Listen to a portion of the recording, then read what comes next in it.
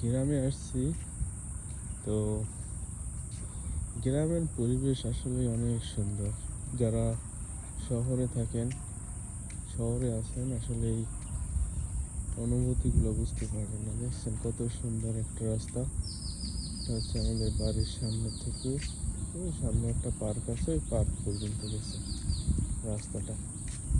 তো খুবই সুন্দর মনোরম পরিবেশ।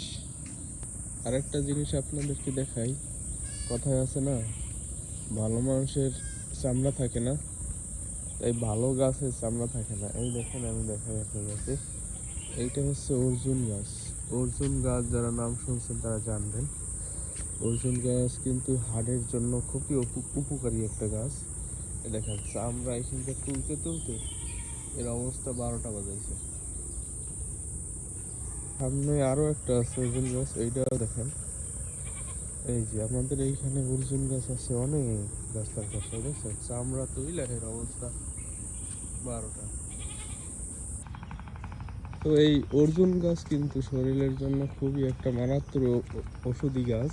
এটা হচ্ছে যাদের হার্টের সমস্যা থাকে, আমি যতটুকু জানি, এই গাছটার ছাল ভিজাইয়া পানি খেলে বা গুঁড়ো করে পাউডার দিয়ে পানির সাথে মিক্স করে খেলে অনেক উপকার হয়।